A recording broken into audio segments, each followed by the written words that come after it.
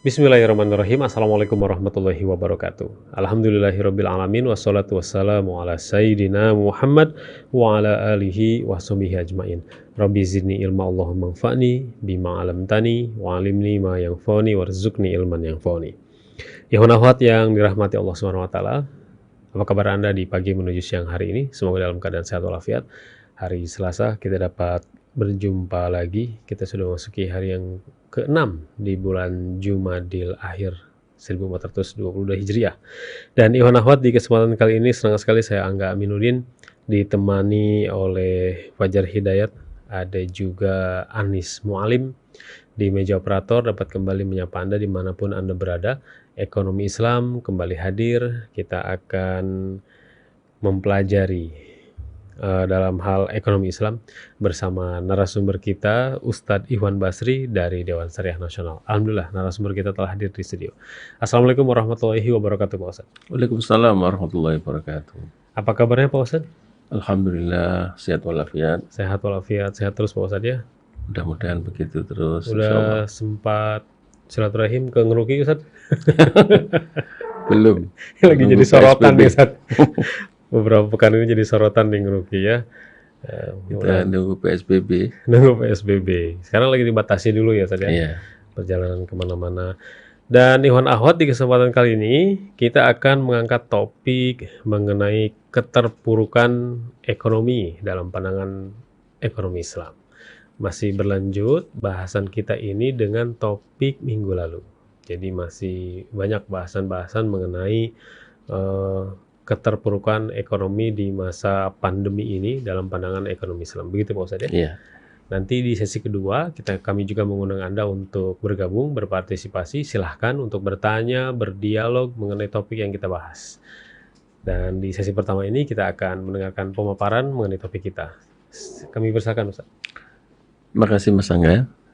Assalamualaikum warahmatullahi wabarakatuh. Alhamdulillahirabbil alamin.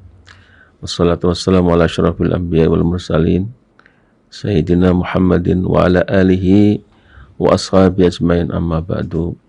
Para pemirsa Rasul Visual dan para pendengar radio Silaturahim yang dirahmati Allah Subhanahu wa taala. Alhamdulillah pada pagi hari ini kita dapat melangsungkan siaran live seperti juga minggu yang lalu dalam rangka menyampaikan kajian kita tentang ekonomi Islam dan keterkaitan ekonomi Islam dan ekonomi pada umumnya dalam masa pandemi yang sudah berlangsung kurang lebih 1 tahun. Di Cina sudah 1 tahun lewat, kita kurang 1 bulan lagi sudah 1 tahun, dan belum ada kepastian kapan kira-kira ini bisa berlalu. Dan itu membuat sebagian pelaku ya, termasuk yang korban atau yang menjadi korban PHK, pemutusan hubungan kerja dan lain sebagainya, kalau dilihat dari kalau dihitung dari pesangon yang mereka terima dari perusahaan tempat mereka bekerja, kemudian dipakai untuk kebutuhan sehari-hari sampai dengan hari ini, rasanya pesangon itu sudah habis ya, sudah tidak bisa menopang kehidupan mereka. Banyak yang mengalami seperti ini sehingga menyulitkan kehidupan pribadi mereka, keluarga mereka juga, dan bahkan secara psikologis itu memberikan tekanan batin ya bagi kepala rumah tangga ini untuk bagaimana bisa menyelamatkan bahtera keluarga mereka ketika pendapatan mereka itu berhenti. Nah, alhamdulillah pemerintah memberikan bantuan tunai yang bisa memberikan harapan kepada saudara-saudara kita atau masyarakat kita yang berdampak, yang kena dampak daripada pandemi ini ya. Dan itu bukan hanya terjadi di kita ya, di beberapa negara mungkin lebih buruk ya. Kita mungkin masih mending, tapi ada yang lebih buruk dan mungkin ada yang lebih bagus daripada kita ya. Sehingga yang kita soroti, yang kita rasakan sekarang ini, ada banyak warga atau sebagian daripada rakyat kita ini yang ada yang sudah putus asa, ya. Putus asa karena mungkin sudah tidak punya pekerjaan dan tidak bisa mendapatkan pekerjaan, tidak bisa berkarya secara produktif, sehingga secara psikologis ini memberikan tekanan batin yang sangat berat bagi mereka, sampai pada level menekan kepada mental mereka, sehingga ada yang sampai putus asa dan beberapa sampai ada yang stres, depresi dan lain sebagainya. Kemudian juga kalau tidak pada titik yang ekstrim ini, ada yang di atasnya itu yang semangatnya untuk hidup sudah berkurang, ya. Semangat untuk berusaha sudah tertutup ini karena semangatnya lemah, ya, mentalnya lemah, ya. Ini juga banyak, dan itu sangat mengganggu kelangsungan kehidupan keluarga mereka, ya, karena kepala rumah tangga ini yang bertanggung jawab terhadap semua keuangan, dan mereka sekarang sudah tidak memiliki tidak ada penjelasan yang mumpuni bagaimana ini akan berakhir. Jadi levelnya sudah sangat sudah seperti itu, dan kemudian ada bincang-bincang tentang bagaimana kita melihat persoalan ini dari perspektif ekonomi Islam. Ada yang bertanya tentang apakah ini pernah terjadi, ya, yang melanda dunia dalam bentuk seperti ini, apakah pernah terjadi dan bagaimana perekonomian yang mengalami itu keluar dari jebakan atau trap ini, sehingga mereka menjadi, kalau nggak salah, saya ingat gitu. Tapi ini karena ini terlalu lama, ya. Biasanya kan kalau perang misalnya, ya, perang itu ada yang sebentar, ada yang lama. Perang dunia ini kan sebetulnya hitungannya lama, 5 tahun, ya, 39 sampai 45, 6 tahun. Tapi itu kan tidak di satu area, ya. Mulanya itu di mana, kemudian di mana, dan tidak seketika. Kalau yang ini boleh dikatakan sangat cepat, ya. Kalau bermula bulan Maret 2019 di Cina, itu dalam 2 bulan berikutnya udah nyebar hampir seluruh dunia, ya. Nah, hampir seluruh dunia, dan parahnya adalah ini adalah penyakit yang belum diketahui obatnya, sehingga memberikan dampak yang sangat besar kepada perekonomian. Dan seluruh perekonomian ini adalah negatif tumbuhnya. Sebagian besar tahun 2020 ini pertumbuhan ekonomi negatif, ya. Ada beberapa negara yang dikecualikan, ya, dari pertumbuhan negatif itu, tapi itu tidak bisa mengangkat perekonomian dunia untuk tumbuh secara positif, ya. Karena sangat berat sekali, ya. Jadi kalau dilihat dari ekonomi domestik, misalnya kita ekspor ke negara-negara yang menjadi tujuan kita ekspor, itu negara tujuan itu mengurangi permintaan terhadap barang kita, automatically ekspor kita akan turun. Nah, sekarang kita mencoba bagaimana kalau kita mengekspor barang ke negara tujuan itu tidak seperti kemarin berkurang, sementara pabrik ini kan harus berjalan supaya pekerjaan itu ada terus dan orang bisa bekerja. Kalau kalau tujuan ekspor kita ini kemudian mengurangi permintaan terhadap barang kita, dan begitu banyak negara yang mengurangi permintaan terhadap barang kita, maka berpengaruh kepada ekspor kita kepada mereka dan pendapatan kita dari sisi ekspor. Maka yang dicari adalah bagaimana pasar baru dibentuk dan seterusnya. Tapi kalau dibentuk pun karena pandemi, maka itu tidak bisa segera memberikan isyarat atau sinyal bahwa mereka akan menerima barang kita. Ini persoalan. Maka yang terjadilah drop itu ekspor, drop. Ya. Walaupun sekarang ini kita surplus sebetulnya, tapi surplusnya itu karena kita mengurangi impor banyak sekali. Ya, kita juga sendiri mengurangi impor, ya, karena kita juga berdampak, ya. Jadi akhirnya kita mengurangi impor sehingga belanja kita untuk barang luar negeri itu berkurang jauh.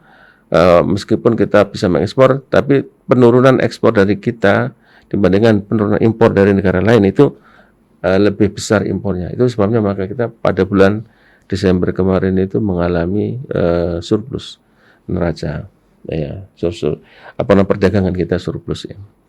Dan kita mengalami surplus yang besar, tapi sebabnya adalah karena penurunan yang cukup signifikan dari sisi impor ya. Jadi pertumbuhan negatif perekonomian dunia ini mau nggak mau akan mempengaruhi pada perekonomian kita, karena barang yang kita ekspor itu menjadi berkurang jumlahnya karena negara tujuan ekspor kita ini mengurangi kegiatan ekonominya atau mengurangi permintaan dari kita. Dan rata-rata semuanya begitu. Jadi kalau dalam perspektif ini, para pelaku ekonomi, bisnismen, pengambil kebijakan sudah ya berpikir, memutar otaknya bagaimana caranya mengatasi ini. Tapi hasilnya adalah tetap bahwa kita mengalami resesi, dan negara-negara yang mengalami resesi yang kalau diakumulasikan seluruh dunia, pertumbuhan ekonomi menjadi negatif ya. Nah, ini memberikan dampak psikologis pada mereka semuanya, terutama ya yang berdampak tadi itu. Nah, sekarang yang kita soroti adalah pertanyaan tadi, apa betul ada hal seperti ini terjadi pada perekonomian, dan bagaimana mereka berusaha untuk keluar dari jebakan. Kalau yang seperti ini persis itu nggak ada. Ya, jadi dulu memang ada apa namanya, sebelum pandemi namanya apa itu? Krisis. Bukan. Kalau lama kan jadi pandemi ya. Jadi ada wabah gitu ya.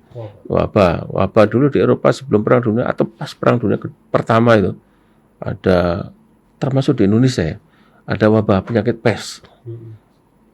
Sekarang sudah nggak ada, itu penyakit yang sudah dibasmi ya.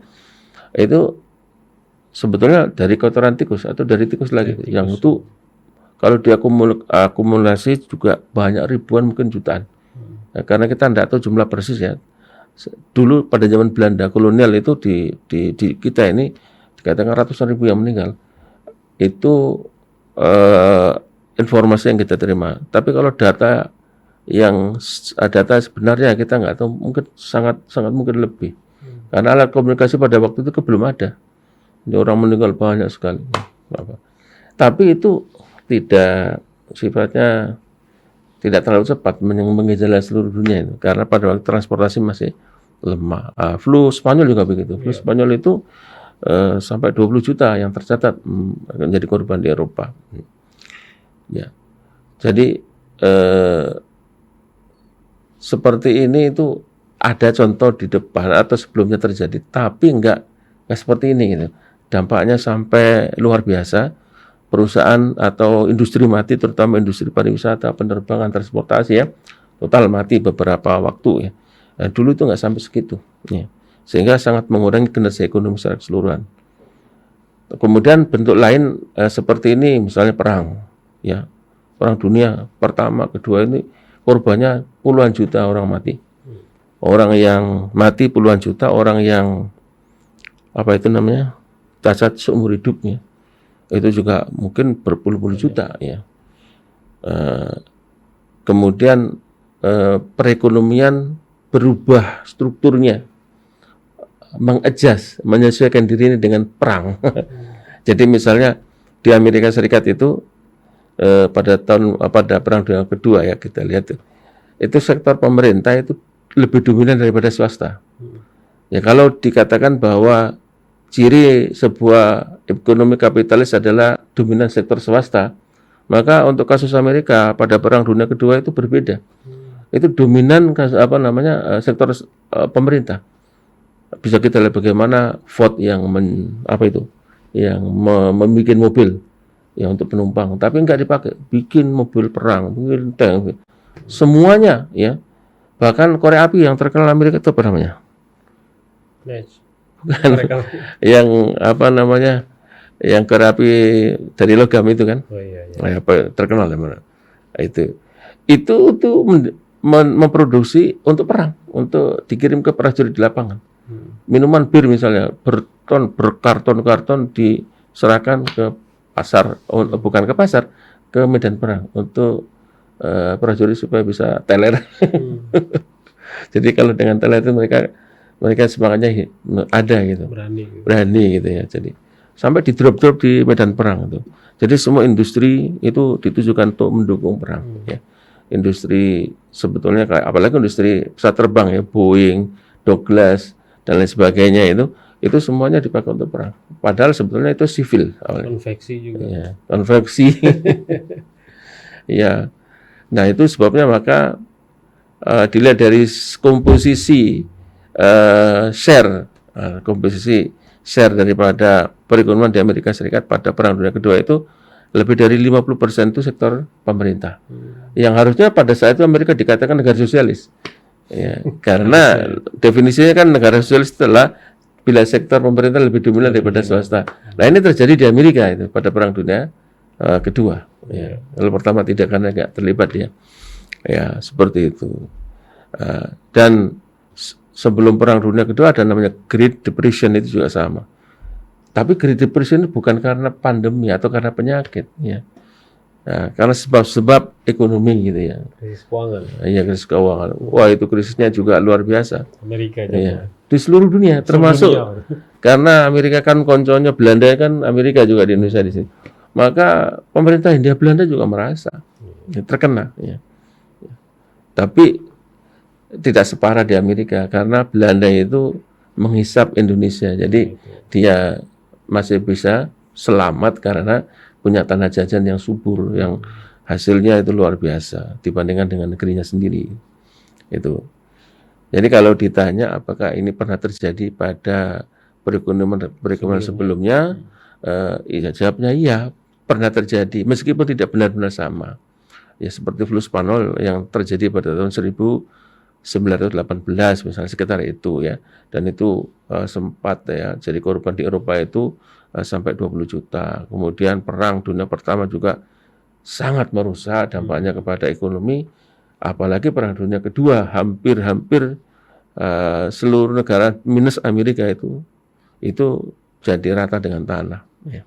Tapi yang terjadi adalah perekonomian seperti ini pada waktu itu bisa keluar dari jebakan ini karena berhentinya perang, kemudian ditemukannya obat-obatan yang bisa cepat ya menyembuhkan penyakit-penyakit itu. Seperti misalnya contohnya adalah penisilin ini termasuk sejarah itu. Iya, ya. Ya, penisilin itu ditemukan tahun 1920-an ya.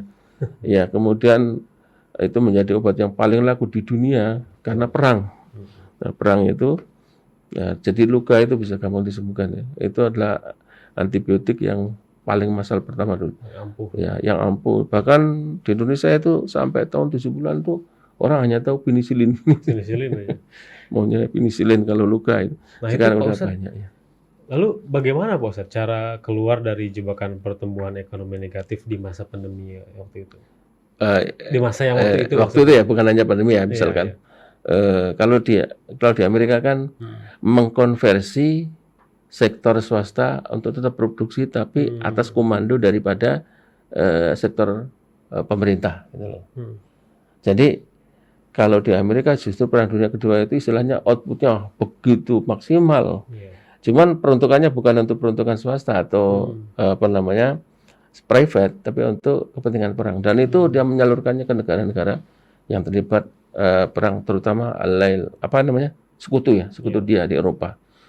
Justru Amerika itu kalau dilihat dari itu negara yang satu-satunya yang tidak kena dampak Perang Dunia Kedua kecuali Hawaii ya, yang Hawaii itu yang di Pasifik, tapi daratan dia sendiri kan nggak kena, sehingga dia bisa dengan leluasa memompa produksinya menjadi maksimal untuk membantu tentara-tentara sekutu dia gitu. Karena semua industri di Eropa Barat praktis hancur. Ya Prancis dijajah Jerman oleh Hitler ya, Belanda juga gitu, awalnya Polandia, kemudian negara-negara Eropa Barat semuanya capul oleh Hitler. Jadi semuanya berhenti, itu masuk menjadi komando daripada Hitler. Kecuali Inggris juga begitu. Inggris dibom pakai roket yang belum pernah ada sebelumnya, hanya Nazi yang punya, kirim dari daratan Jerman ke Eropa ke London. Berpuluh-puluh roket itu ya atau pesawat, sehingga berkurang kemampuan industrinya. Pokoknya hancur lah itu. Ya, kecuali Jepang sebelum dibom. Nah itu masih. Ya. Jadi dikonversi sektor swasta itu untuk kerja maksimal untuk masuk kepada permintaan yang di sektor pemerintah tadi itu, sehingga apa namanya tidak ada PHK kalau di Amerika. Mungkin malah kurang tenaga kerja itu karena begitu permintaan yang tinggi.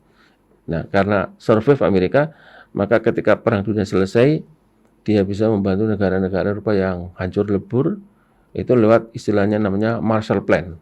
Ya. Marshall Plan itu, Marshall itu waktu itu kalau nggak salah Menteri Luar Negeri Amerika. Di Harry S. Truman, presidennya pada waktu itu, kemudian dibikin rencana untuk pemulihan ekonomi Eropa Barat dengan nama Marshall Plan.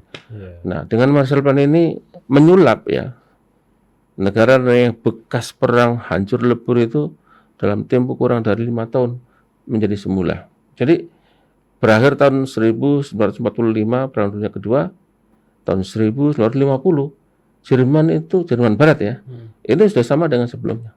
Prancis juga sama, Inggris juga, Belanda sama.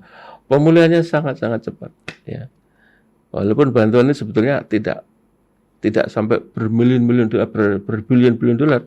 Kalau nggak salah ya masih miliar dolar, jutaan dolar lah gitu. Tapi jutaan dolar pada waktu itu beda dengan jutaan dolar sekarang, tetap jauh lebih tinggi nilainya. Ala kulli hal itu bisa menyelamatkan Eropa dan mengembangkan atau menumbuhkan kembali perekonomian yang cepat. Nah, setelah tahun 50 negara-negara ini super cepat ininya. Recovery-nya cepat ya, kemudian pokoknya cepat sekali produksinya sehingga seperti tidak terjadi apa-apa sebenarnya itu. Jadi kompetisinya sekarang sudah sempurna. Jepang juga sudah sama dengan sebelum perang ya. Makanya kalau kita lihat di dalam literatur studi pembangunan atau ilmu ekonomi pembangunan, ini kita ini seolah-olah dipaksa oleh textbook. Kalau kita itu mau bangun ya tolong lihat mereka. Gimana cara mereka itu bangun? Bisa cepat. Dan itu diterapkan dengan negara berkembang yang infrastrukturnya, budayanya beda banget dari yang di barat. Beda sekali. Ya, beda. Jadi mereka bisa cepat itu dengan bantuan Amerika kalau Eropa Barat, dan Amerika bisa survive karena dia tidak terkena berdampak oleh Perang Dunia Kedua. Justru dia adalah menjadi negara yang paling maksimal ekonominya sampai sektor swastanya kalah dari sektor pemerintah itu. Nah, melihat peristiwa sejarah atau masa lalu, kalau di sekarang nih Pak Ustadz, pandemi kan belum berakhir dan juga belum bisa diprediksi gitu ya. Bahkan prediksinya tahun ini pun masih berat gitu. Bagaimana caranya Pak Ustadz bisa keluar dari jebakan? Itu yang membuat pening kepala. Kalau kita hanya melihat textbook yang ada, apakah kita belajar ekonomi dalam konteks textbooknya itu kapitalis atau apalah sosialis yang lainnya. Mungkin malah mending sosialis, bukan saya mendukung sosial, tapi karena dalam keadaan seperti ini, ide tentang mari kita berbagi tidak mungkin bisa diterapkan secara efektif kalau tidak ada pemaksaan semacam itu kepada mereka yang punya kemampuan untuk memberikan hal yang dimiliki kepada yang membutuhkan. Yang itu hanya mungkin ada dalam ekonomi Islam. Ya. Itu makanya sekarang ini di dalam kamus kapitalis kan nggak mungkin orang itu mencintai orang lain, karena orang itu kalau memberikan sesuatu materi kepada orang lain itu dia dihitung, kalau dia tidak mendapat return dari pemberiannya itu dia mengalami disutility, mengalami kerugian kerugian material senilai berapa barang yang diberikan. Umpamanya saya memberi 10.000 kepada orang, maka perilaku saya ini disebut tidak rasional dalam konteks ilmu ekonomi kapitalis itu. Karena saya memberi nggak dapat kembalian. Kalau saya membeli bakso harga 10.000 kan saya dapat bakso. Nah, kalau saya hanya memberi begitu aja pada orang lain, saya kehilangan utility sebesar nilai Rp10.000. Dan perilaku saya ini kalau lakukan terus-menerus saya dikatakan irasional, tidak rasional. Karena orang melakukan melakukan aksi ekonomi tapi dia nggak punya return, ya kan gitu. Dan returnnya dinilai dari angka nominal gitu, nominal dan bersifat materi. Nah, itu sebabnya maka di dalam kehidupan yang mungkin tidak normal karena pandemi, karena apa? Maka perilaku ini nggak akan bisa berubah. Artinya orang yang pelit tiba-tiba menjadi mulia, apa? Lawannya pelit itu apa? Kalau dermawan ya. Kan dia dididik menjadi pelit selama hidup oleh textbook kan. Kemudian berubah situasi menjadi seperti ini pandemi. Apakah kemudian dengan serta-merta dia menjadi dermawan? Yang tidak bisa. Ya. Karena itu kebakilan tetap akan menjadi sifat di situ. Karena itu maka ketika kita menghadapi seperti ini pandemi di mana seluruh sebagian besar orang ya berdampak karena pandemi tidak punya pendapatan karena tidak bisa bekerja, maka perlu uluran tangan. Nah, kalau pemerintah Indonesia sudah memberikan bantuan tunai. Nah, di dalam ekonomi Islam itu ya ada zakat, nah itu yang pada saat ini sangat penting ya. Sangat penting untuk diimplementasikan. Nah, itu sesuatu yang dapat dipergunakan untuk mengatasi Iya. dalam ekonomi Islam. Iya. Jadi kalau ekonomi Islam ini dijalankan normal, misalnya zakat itu berlangsung pada saat normal, tetap berlangsung kan orang melakukan zakat, infak, sedekah, wakaf dan seterusnya itu tetap dia lakukan dalam keadaan normal. Kondisi ekonomi ini nggak ada apa-apa. Nah, begitu masuk kepada pandemi, begitu masuk pada krisis di mana sebagian besar orang membutuhkan uluran tangan orang lain, disinilah peran zakat itu yang sangat vital. Di mana semua fungsi tadi tidak bekerja, zakat sekarang bekerja. Jadi perolehan dana zakat selama masa normal yang dipakai pada masa pandemi ini cukup, dan itu tetap tidak membuat ketika dalam masa pandemi orang mengeluarkan zakat tidak mengeluarkan zakat, tetap karena setiap orang yang punya nisab, harta di atas nisabnya, dia tetap berkewajiban untuk mengeluarkan zakat. Dan di situ begitu dikumpulkan kemudian didistribusikan kepada yang berhak. Bahkan Ali bin Abi Thalib pernah mengatakan di dalam kitab apa ya itu dulu saya belajar sudah lupa, tapi kalau nggak salah dikutip oleh Ibnu Hazm di dalam Al-Muhalla ya. Jadi ada kata-kata beliau yang ditulis, dan dalam buku Fiqh Zakat Zulqarnain juga disebutkan ya kata-kata ini. Jika Ali radhiyallahu anhu ya, Khalifah Ali bin Abi Thalib radhiyallahu taala anhu itu mengatakan, jika suatu saat masyarakat Islam atau negara atau kekhilafahan ini ya, sebagian penduduknya tidak bisa makan atau sebagian penduduknya tidak bisa menutup aurat, tidak punya pakaian maksudnya ya, atau sebagian penduduknya itu terbakar matahari atau kena hujan, artinya tidak punya tempat tinggal, maka kondisi semacam ini karena apa?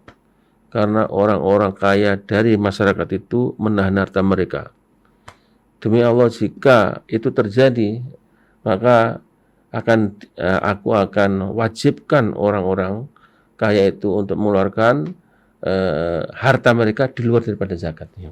Artinya dalam kondisi ketika krisis seperti ini, kemudian zakat atau perolehan zakat itu belum mencukupi untuk memenuhi kebutuhan pada saat itu, maka negara itu punya hak untuk mengambil harta dari orang kaya di luar daripada zakat, mungkin dalam bentuk pajak ya, untuk dikumpulkan kemudian dipakai untuk memberi bantuan kepada orang-orang yang tadi yang tidak bisa makan, yang tidak bisa punya pakaian, yang tidak punya tempat tinggal dan seterusnya, sampai mereka itu bisa makan, punya pakaian, dan bisa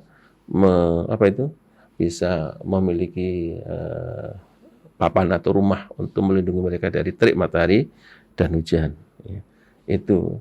Jadi ada mekanisme internal di dalam sistem ekonomi Islam ini, ketika ada krisis atau pandemi atau apapun namanya, yang di mana sistem-sistem yang lain sudah tidak berfungsi, ini akan berfungsi secara otomatis ya, secara otomatis untuk bisa membuat perekonomian keluar dari jebakan krisis tersebut. Ya.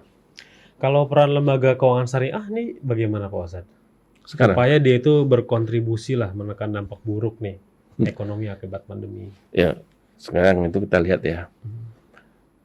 Lembaga keuangan syariah ini sebetulnya kan lembaga bisnis normal yang tujuannya didirikan juga untuk mencari profit. Ya. Tidak ada lembaga keuangan syariah itu tujuan didirikannya itu Bukan untuk profit. bukan untuk profit. Pasti. Ya pasti untuk profit ya. Tapi profitnya yang halal maksudnya gitu ya. Itu. Nah, kalau konteksnya seperti ini maka ya kurang lebih sama dengan perilaku yang konvensional ya. Karena konvensional juga didirikan untuk mendapatkan profit. Maximize profit itu adalah tujuan mereka. How to maximize profit itulah tujuan mereka. Jika sebuah entitas atau sebuah lembaga bisnis tidak bisa menghasilkan secara maksimal, dia tidak rasional. Sama dengan seorang konsumen ketika membeli suatu barang kan kepengennya mendapatkan nilai yang paling bagus, yang paling enak, yang paling maksimal dengan uang yang tersedia. Nah, sama dengan gitu juga perusahaan didirikan untuk mendapat profit semaksimal mungkin. Mungkin dengan mengurangi ongkos, dengan cara mengurangi upah harian dan sebagainya, atau robotisasi misalnya juga begitu ya. Nah, ini tujuannya begitu. Nah, lembaga keuangan syariah juga kurang lebih seperti itu. Cuman istilah mencari profit atau memaksimalkan profit ini pertama profitnya itu halal dulu. Yang kedua caranya sesuai dengan syariah. Nah, di sini perannya itu bersifat market mechanism gitu loh. Jadi market mechanism modelnya begini. Perusahaan bank syariah A misalnya kapasitasnya hanya punya 20 kantor cabang. Kan tidak mungkin dia mencari pekerja dari pesantren misalnya sebanyak-banyaknya kan nggak mungkin. Kan disesuaikan dengan kebutuhan. Ya. Sebab kalau dia nggak berperilaku seperti itu nanti dia rugi besar. Ya dia berhitung bagaimana berapa jumlah karyawan yang kita perlukan, kantor kita berapa dan seterusnya. Hitung-hitungan seperti itu. Ya. Nah kalau hitung-hitungan seperti ini, apa yang dapat kita harapkan ketika lembaga keuangan syariah seperti ini ada dalam pandemi seperti ini? Ya kurang lebih tidak begitu banyak, tidak jauh berbeda dengan yang dari konven. Ya misalnya begini. Ada perbedaan sedikit kalau pemilik daripada perusahaan itu adalah muslim yang taat, sehingga keuntungan yang diperoleh itu mungkin akan dikeluarkan daripada zakat dia, kemudian dipakai untuk membantu kemaslahatan. Nah, bisa juga. Tapi kalau tidak pemiliknya bukan seorang muslim ya tidak ada kewajiban seperti itu, paling moral dan itu sangat kecil, ya kan? Ya sangat kecil. Tapi semua perusahaan mau yang konvensional atau yang syariah itu kena dampak daripada pandemi. Jadi kemampuan mereka ini untuk membantu pemerintah itu ya sangat kecil. Oleh karena itu maka dalam kasus ini itu pemerintah membuat kebijakan namanya relaksasi.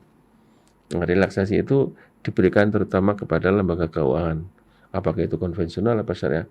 Artinya begini, nasabah yang berdampak pandemi misalnya, usahanya berhenti lalu kemudian dia tidak bisa membayar cicilan bulanan, itu dimaafkan sampai beberapa periode, berapa bulan gitu. Atau ada yang tidak dimaafkan dalam pengertian tidak membayar, dikurangi. Ya, jadi misalnya cicilannya sebulan 3 juta, mungkin dikurangi menjadi 1,5 juta. Tapi relaksasi itu bersyarat biasanya, Ustaz? Dia ada payungnya, pokoknya itu harus relaksasi. Nah kriterianya itu yang bisa melakukan itu ya perusahaan tersebut. Kan bisa dibagi-bagi nasabah itu kemampuannya. Ya. Ada nasabah yang sudah hilang, nggak bisa dihubungi. Ya, ada, ya kan itu banyak begitu ya. Jadi banyak sekali, mungkin ribuan ya. Tapi ada juga lembaga-lembaga yang mungkin melihat ketika akibat pandemi ini betul-betul mati, ya sudah dibebaskan. Ya, makanya di sini sektor keuangan itu kan beda dengan sektor real ya. Sektor keuangan ini terkait dengan nasabah yang punya utang kepada lembaga itu. Nah kan usaha nasabah ini kan kena dampak pandemi kan. Misalnya tidak bisa jualan tuh misalnya apalah gitu, Iya. supply-nya berhenti atau pembelinya nggak ada, Hmm. mau nggak mau kan dia berhenti. Hmm. Tapi pada saat berhenti kan dia masih punya kewajiban memberikan gaji Iya, kepada iya, karyawan. Terus kalau begini terus bagaimana dia? iya. Akhirnya uang kan nggak ada. Nah, pemerintah itu sudah tahu ini dampak udah lama. Sebelum itu terjadi itu sudah kebayang gitu. Kebayang. Makanya dibikin kebijakan ya seperti ini, seperti payung gitu. Ya. Dibikin relaksasi dan ini sangat membantu. Ya, Sama nggak kalau dengan kejadian itu bencana misalkan? sama. Sekarang bencana Sama. lagi. Jadi misalkan ada bencana gunung meletus dah, Iya. di Jogja misalnya. Hmm. Nah, terus nasabah lembaga keuangan tertentu ada terkena lahar atau longsor misalnya, hancur lah, itu lembaga itu akan men-treat dia itu sebagai individu yang kena dampak dan untuk sementara ada yang dihapuskan sama sekali, ya, ada yang ditunggu sampai apakah dia masih bisa gitu, dan dibantulah untuk bisa bangun kembali. Nah di sini itu mekanisme sebenarnya ada di dalam kita punya walaupun bukan syariah. Di syariah itu lebih daripada itu. Lebih dari itu. Lebih dari itu kita ini bukan hanya membantu orang itu dikurangi cicilannya, tapi bagaimana nanti orang itu bisa recover. Iya, diberikan pelatihan. Tapi tadi masih disebutkan hal itu tuh sebenarnya kontribusinya malah masih kecil sebenarnya. Masih kecil. Karena kenapa kita katakan kecil? Karena dia sendiri berdampak. Iya. Jadi misalkan kita lihat laporan keuangan, semua lembaga keuangan syariah pasti turun lebih dari 50%. Itu kan membuat mereka kemampuan mereka untuk memberi berkurang. Meskipun mereka tetap memberi dalam keadaan seperti ini, tapi kemampuan untuk memberi itu berkurang jauh karena pendapatannya juga berkurang. Masih eksis saja alhamdulillah gitu. Nah itu ya. Selain misalkan tindakan relaksasi tadi, kalau pendampingannya bagaimana Pak Ustadz? Dia tuh sebenarnya masih bisa ada masih ada peluang lah istilahnya. Ada, gitu. Ya kan ini kan tidak kiamat gitu. Iya. Kalau kiamat ya, ini kan misalnya yang berdampak rumahnya kebanjiran atau longsor. Nah, longsor ini kita bantu. Ya, dibantu sampai mereka itu gotong royong sebetulnya bersama kita. Kemudian pertama rumahnya bisa berdiri lagi. Setelah berdiri kan tenang fisiknya. Terus dia bisa mulai usaha lagi. Ya. Dia ada yang ditanya apakah masih sanggup ibu misalnya atau bapak melanjutkan pencicilan yang belum dicicil seandainya usahanya masih jalan. Itu banyak yang bilang sanggup. Artinya mereka tetap punya kewajiban moral gitu loh. Walaupun kondisi seperti sekarang itu seperti itu gitu. Nah, karena kalau mereka tidak memungkinkan itu oleh OJK, oleh pemerintah itu akan di rating off, dibebas bukukan, dihapus bukukan, ya, sehingga mereka tidak punya kewajiban lagi.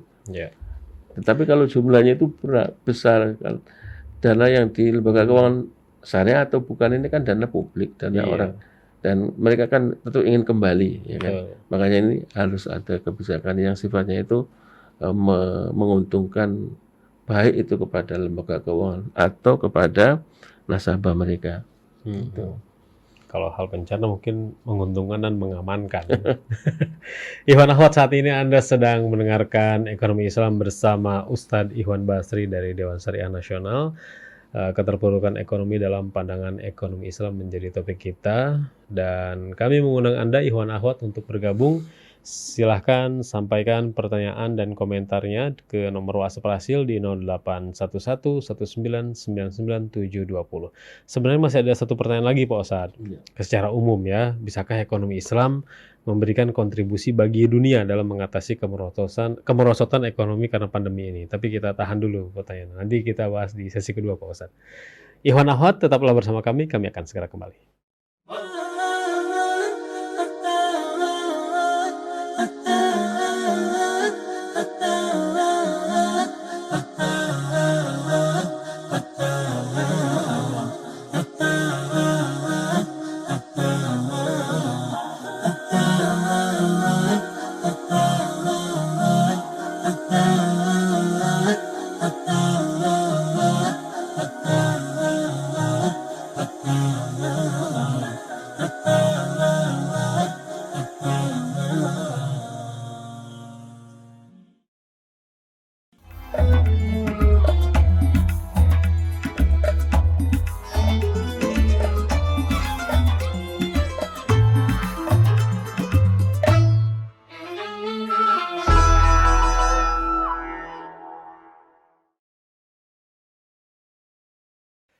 Radio Silaturahim dan Rasil Visol untuk Islam yang satu, Ikhwan Akhwat yang dirahmati Allah SWT. Terima kasih masih bersama kami dalam Ekonomi Islam bersama Ustadz Iwan Basri.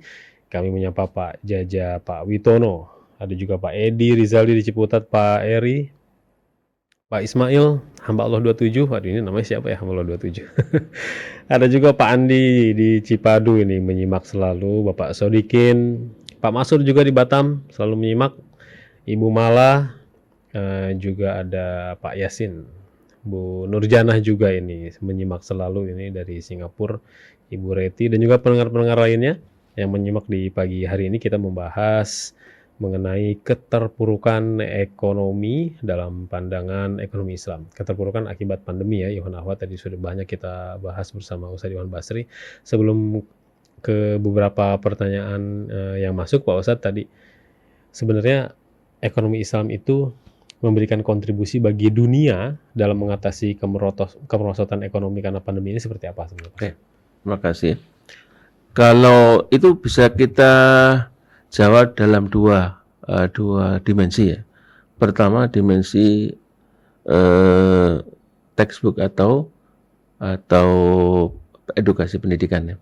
Sekarang ini kalau kita lihat belajar ekonomi yang ditulis oleh ekonom barat, ekonomik misalnya, itu yang diterbitkan misalkan setelah tahun 2008 ke sini, setahu saya itu ya, atau mungkin 2006 ya ke sini itu sudah memasukkan beberapa poin atau beberapa persoalan tentang ekonomi Islam, terutama keuangannya ya. Jadi selalu memasukkan apa itu keuangan syariah, kemudian di pendahuluan pandangan Islam terhadap bunga dan seterusnya, kemudian mekanisme yang menggunakan mudharabah, musyarakah, murabahah dan seterusnya, itu mereka ada itu. Padahal yang ngarang itu non muslim dan itu ekonomi konvensional.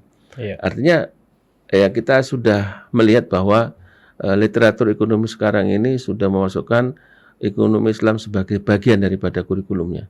Siapapun itu yang mengarang pasti sudah masukkan itu. Itu perkembangan baru ya yang kita belum pernah saksikan sebelum tahun 2000 ya. Itu rahmat Allah Subhanahu wa taala. Ya.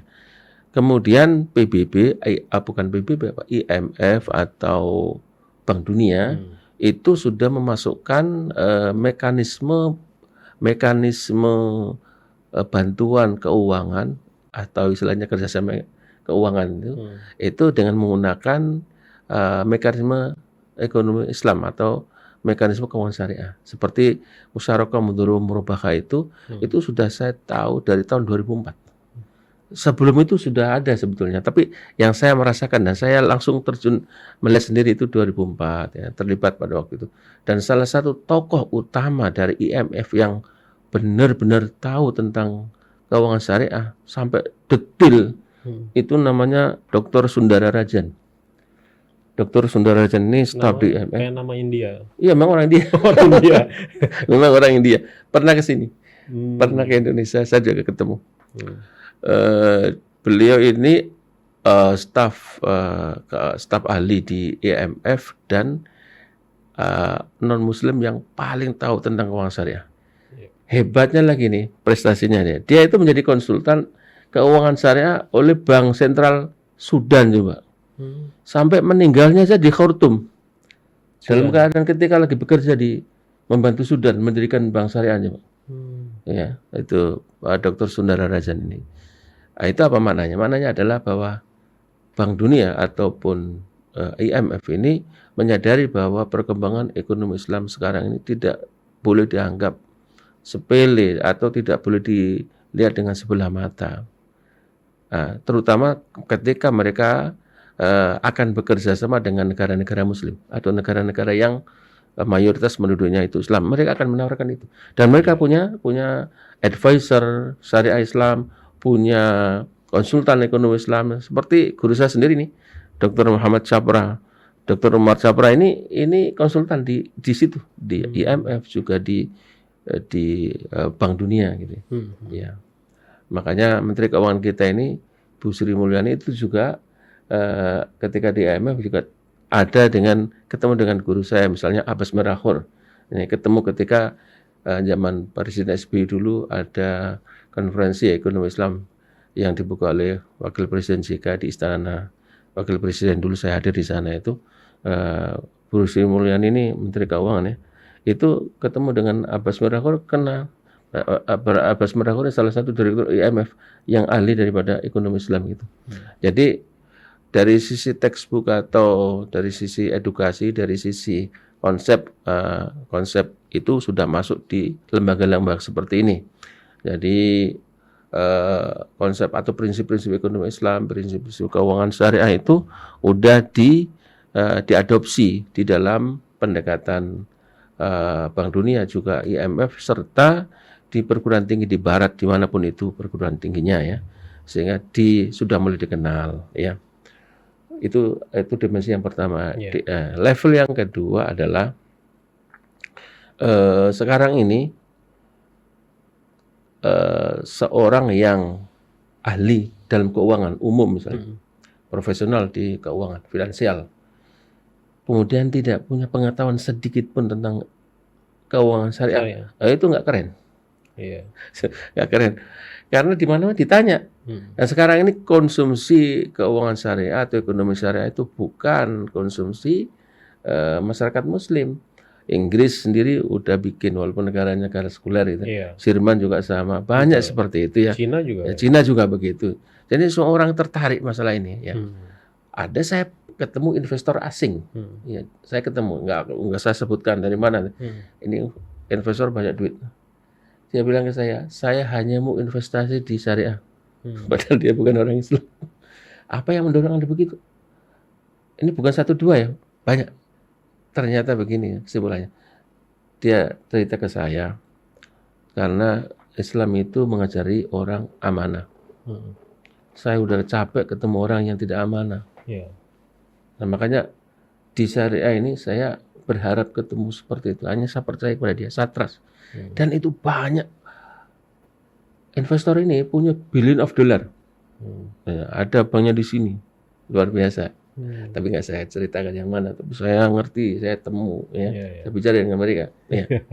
Makanya saya nggak berani ngomong ini karena saya sebagai testimoni ya sudah tahu.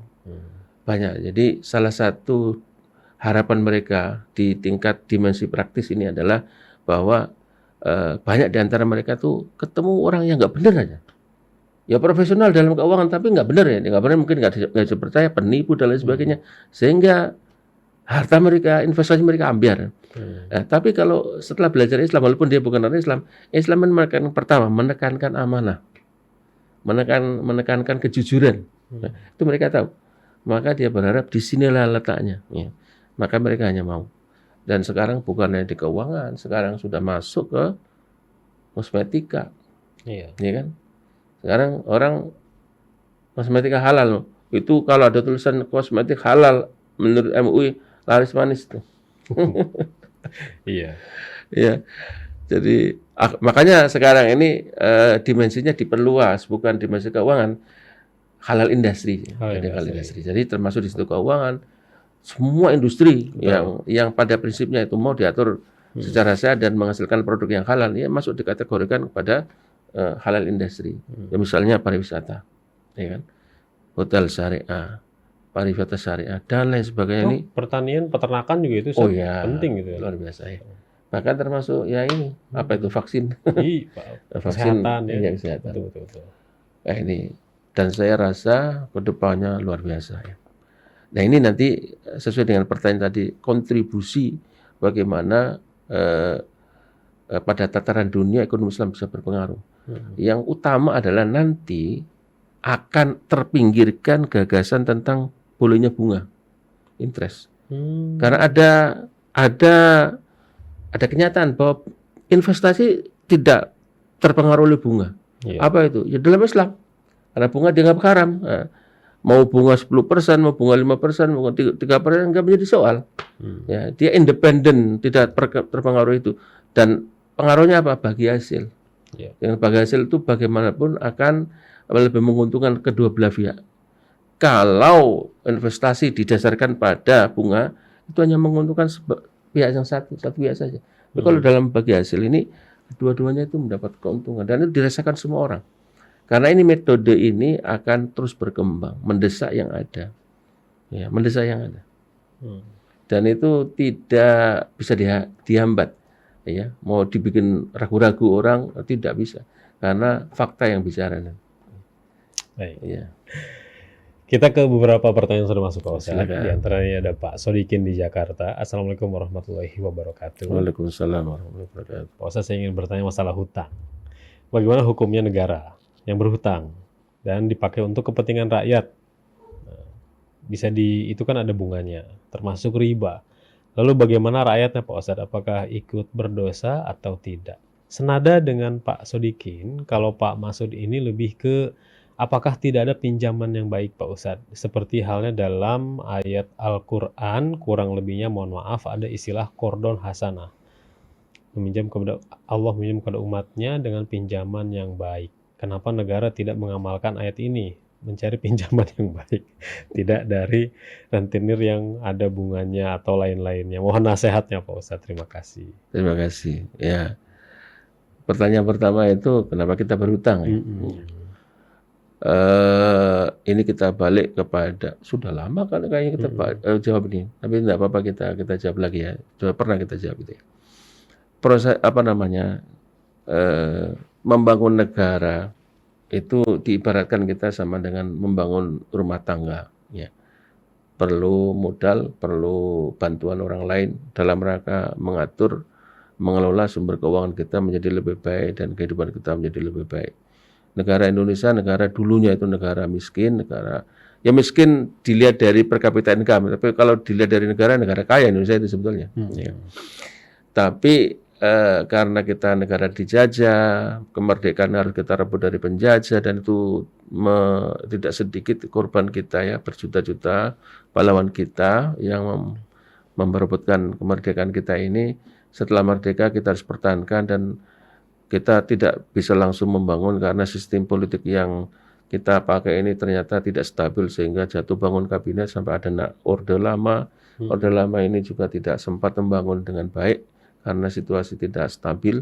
Masuk orde baru yang dipilih stabilitas, tapi ekonomi melejit betul pada waktu itu, tapi adalah pelanggaran sana, pelanggaran sini, ya, di belakangnya akhirnya jatuh, kemudian meninggalkan utang. Kemudian sekarang ini utangnya makin besar.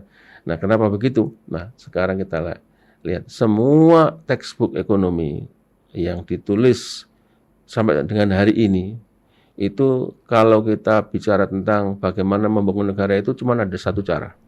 Menurut textbook itu. Ya. Apa caranya? Utang. Utang ini macam-macam bahasanya. Ya. Ada namanya foreign aid. Kan bagus itu namanya foreign aid. Saya dulu tertarik ini, foreign aid itu apa? Ternyata utang juga ya. Ya. Utang juga itu. Nggak ada aid. Bantuan-bantuan luar negeri itu memang nggak ada yang gratis. Istilahnya mereka sendiri mengatakan tidak ada makan siang gratis ya. Iya. Nggak ada freelance itu. Tidak ada makan siang gratis. Ya. Mereka tetap membebani kepada kita. Walaupun bunganya rendah, tapi itu masanya 30 tahun, 25 tahun, generasi kita belakangan yang menanggung gitu kan. Ya misalnya yang terjadi utang pada zaman Bung Karno, ya, untuk beli alat-alat perang pada tahun 60-an, itu baru selesai tahun 90-an. Baru selesai. Dan utang zaman Orde Baru mulai tahun 70, mungkin belum selesai sampai sekarang. Ya ada itu zaman SBY dulu dibayar ya, alam udah selesai Bang, saya nggak tahu. Sekarang nih, jadi intinya ya, kesimpulan kita adalah apa? Dalam cara kita membangun negara ini, mereka hanya punya satu cara, yaitu utang. Ya, utang itu tentu dengan bunga, tidak ada utang tanpa bunga. Ya, mereka itu sudah biasa begitu. Kalau kita mau belajar ke Princeton, ekonomi Princeton, lalu ke Harvard, lalu kemana MIT dan sebagainya. Ya bukunya sama. Bukunya ya, itu ya. Pengarangnya beda tapi isinya sama, apa? Pakai utang. Ya, kalau nggak pakai utang nggak bisa. Maka sarjana-sarjana ekonomi kita yang kita kirim ke Amerika, kita kirim ke Eropa Barat, ke Jepang, kemanapun di dunia ini, datanya ke sini cuma tahunya satu, utang saja. Nah, kalau mereka jadi menteri, kalau menjadi staf menteri, ya menjadi dosen, menjadi profesor, ya sudah profesor utang aja. Ya begitu, utang dalam utangnya utang. Tidak ada kamus lain. Itu sebabnya Pak, kita cari menteri apa yang jebolan dari manapun juga, selama konvensional, Ya akhirnya memberikan resep cuma satu, ya, ya sayur asam cuma itu aja. Istilahnya gitu, sayur asam. Tidak ada lagi yang di textbook itu. Nah, itu sebabnya kita tidak heran mau siapapun menterinya ataupun staf menterinya atau apa saja. Kalau kuliahnya ke sana, ujungnya ke situ. Ada. Nah, itu jawaban kita ya kenapa utang. Jadi rakyat itu tidak terkena beban dosa ya? Ya kalau ini ditanyakannya kepada MUI ya, saya merasa tidak bisa menjawab ini. Iya, ditanyakan kepada MUI ya. Kalau saya nanti saya keliru ya. Kalau istilah tadi Pak Masud tadi di Batam ya, mengistilahkan dalam ayat Al-Quran ada kordon hasanah. Oh ya, apakah tidak ada utang yang baik ini tadi masih ingat saya. Utang baik ya, itu terjemahan daripada kordon hasan ada dalam surat Al-Muzammil ya. Wa aqridu qardan hasanah. Ya, kemudian surah Al-Baqarah 245 ada ya. Surat Al-Hadid pun ada. Surat At-Taqwa pun ada ya. Jadi ini qardul hasan ini utang yang baik. Utang yang baik itu utang yang hanya ke pokoknya dikembalikan. Nah, sekarang Amerika mau memberikan utang ke Indonesia, mau enggak? Dia memberikan utang misalnya 200 juta dolar untuk proyek ini. Nanti dikembalikannya 200 juta dolar. Enggak bakal mau. Bodoh Amerika itu kan. Enggak mungkin. Ya, Amerika melakukan kebodohan ya. Kalau melakukan seperti itu. Karena apa? Pertama ada banyak faktor. 200 juta sekarang diberikan ke Indonesia sebagai utang. Nanti dikembalikan 10 tahun. Itu 200 juta sekarang dengan 10 tahun yang akan datang beda.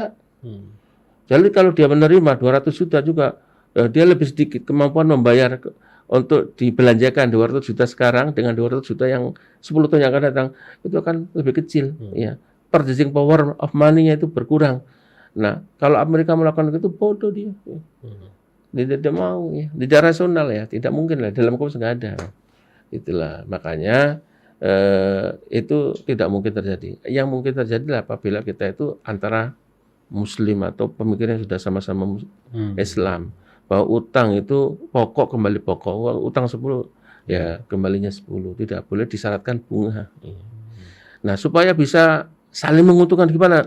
Hanya ya oke saya utangi 10 juta nanti kita bagi aja hasilnya.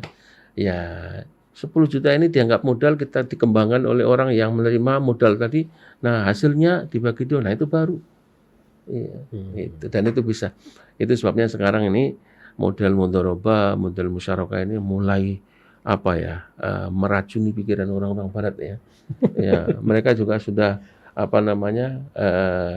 sudah terracuni sebagian oleh pemikiran ini dan mudah-mudahan generasi yang sekarang ini lebih terbuka. Karena kenapa saya mengatakan begini? Saya mengajar materi ini di lembaga LPP tempat saya bekerja, Lembaga Pengembangan Perbankan Indonesia, dan kita melakukan pelatihan perbankan syariah itu ada dari pesertanya dari Cina, Bank Sentral Cina ya, Bank Sentral Thailand, Bank Sentral Filipina, Jepang, India, ya banyak. Ya. Itu mereka ternyata saya wawancari, lu ngapain datang ke sini? Ya, ini model baru, ini bisa mungkin dipakai. Ya. Paling tidak sebagai pengetahuan supaya nanti di India itu kalau ada mekanisme seperti ini kita bisa siap. Cina juga begitu, Bank Sentral Cina, dan setiap kita pelatihan ada dia mau mengirimkan utusan itu. Ya, jadi menunjukkan saya juga kaget dengan Jepang, ya ada dari Bank Sentral Jepang. Dan ini bukannya mungkin lembaga lain saya kira menerima hal yang sama.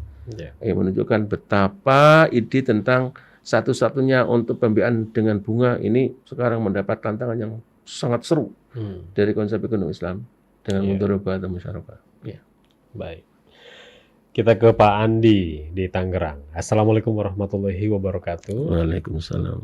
Alhamdulillah tahu saya ini menambah ilmu ekonomi syariah Pak Ustadz. Saya sekedar curhat. Kebetulan sekarang ini masih jadi nasabah, tapi di bank yang konvensional. Dan masih ada pinjaman, tinggal sedikit lagi Pak Ustadz. Karena efek COVID, saya mendapat penundaan, tidak bayar dulu, hampir 1 tahun. Tapi bulan depan sudah harus mulai angsur lagi. Dan angsuran tersebut menjadi 2 kali lipat dengan alasan masa pembayaran tetap, walau ada relaksasi. Saya kapok Pak Ustadz pinjam di bank konvensional. Mohon nasihatnya, terima kasih. Terima kasih Pak Andi ya namanya. Pak Andi. Masya Allah. Ya, nasihat saya cepat selesaikan dengan bank konvensional, lembaga keuangan konvensional Pak ya. Kalau bisa nggak usah menunggu relaksasi ini. Jikalau Anda tidak perlu relaksasi, ya sudah datang kepada bank dan nego dengan AO-nya atau kepala cabangnya di situ. Saya mau selesaikan sekarang. Kalau memang sudah ada sumber daya untuk melunasi, silakan dan kita bertobat ya, tidak menggunakan lagi. Insya Allah kalau Bapak yakin dengan keberkahan ekonomi Islam ini, Allah akan memberikan alternatif yang lebih baik, insya Allah. Oke. Baik, semoga terjawab. Selanjutnya ini dari Bunda Tia, Pak Ustadz. Assalamualaikum warahmatullahi wabarakatuh. Waalaikumsalam warahmatullahi wabarakatuh. Pak Ustadz, kondisi pandemi sangat-sangat membuat ekonomi banyak orang ini makin terpuruk. Apalagi mereka yang UMKM. Mungkin bisa dibantu nggak Pak Ustadz dengan sering mengadakan webinar, lalu pendampingan dirangkul untuk pengembangannya. Juga mungkin program sedekah dari badan amal seperti JIS bisa lebih dimaksimalkan. Apakah bisa seperti itu Pak Ustadz? Mohon pandangannya. Terima kasih Bu Tia. Iya. Ini bagus sekali ya. Sebetulnya bisa di apa namanya, jadi UMKM yang mengalami dampak pandemi, bisa dibikin didampingi, sangat-sangat bisa. Kalau UMKM tadi itu ada kerjasama dengan donor, misalnya lembaga swadaya atau lembaga keuangan yang mana, itu sangat bisa ya. Ya, sangat bisa diberikan panduan ataupun pendampingan. Ya. Kemudian kalau misalkan ada nggak bantuan kira-kira dari ZIS atau apalah ya. Itu bisa coba kita hubungi yang ada di situ, basis yang ada di kota ibu di Jakarta juga saya kira itu bisa dihubungi. Soalnya karena saya tidak berkecimpung di situ, tapi saya tahu bahwa mereka sangat terbuka untuk hal-hal seperti ini. Bisa dihubungi mereka, dicari PIC-nya, nanti diutarakan maksud Ibu Tia itu bagaimana supaya mereka yang berdampak pandemi dari UMKM ini bisa bangkit kembali dengan santunan atau dengan pendekatan Islami yang tidak menggunakan market mechanism ya. Kita menggunakan katakanlah dana zakat atau dana wakaf, dana bukan tabaruk yang terkumpul itu kita bisa buat untuk membantu sebagai modal awal. Nah, modal ini tidak gratis, tapi bantuan itu pun sudah memberikan bantuan yang bagus. Sehingga nanti kalau dia sudah bisa kembalikan pokoknya saja. Seperti yang pokoknya itu nanti akan dipakai oleh teman sebelahnya, digulirkan gitu loh. Atau mekanisme saya tidak tahu yang bagaimana detailnya, tapi bisa dibicarakan dengan mereka dan saya rasa sangat terbuka. Kemudian kalau umpamanya mau bikin kayak webinar untuk memberikan ini sangat bisa. Ya dibuat aja kalau bisa ya.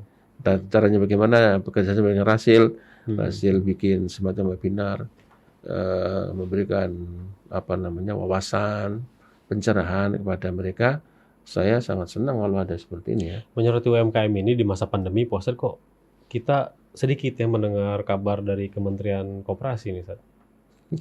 Oh, apa memang nggak ada kabarnya? Kenapa gitu? Mudah-mudahan bukan begitu ya.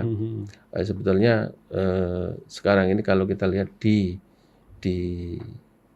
nggak petanya lah, Pak.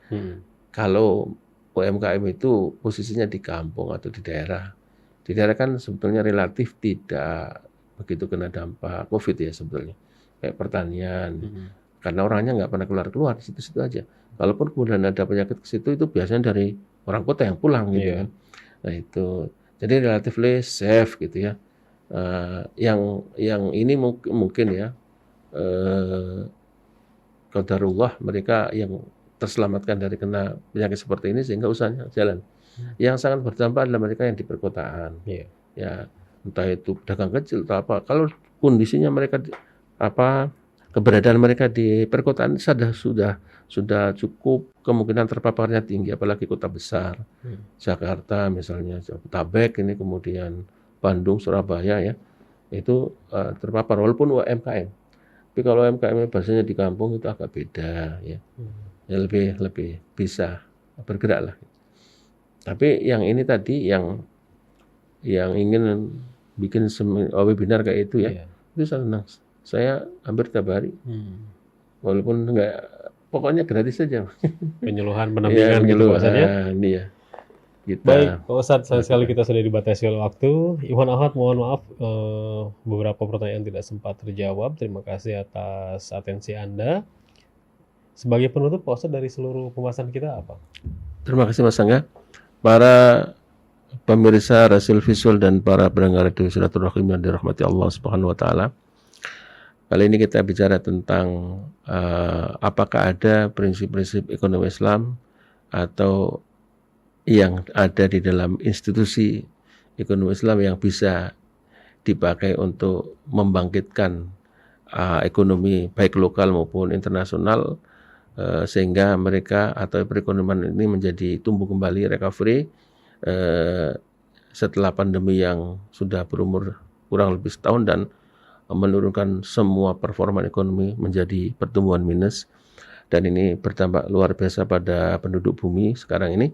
Nah, kita sudah jawab bahwa kita tidak selalu mengandalkan ekonomi itu berdasarkan market mechanism, tapi kita mengandalkan ada yang non market mechanism, yaitu ada zakat, ada wakaf, ada tabaruk, ada sedekah, dan seperti itu. Justru ketika manusia atau ekonomi dalam keadaan terpuruk, ini adalah institusi yang paling berperan untuk menyelamatkan semua sektor ya.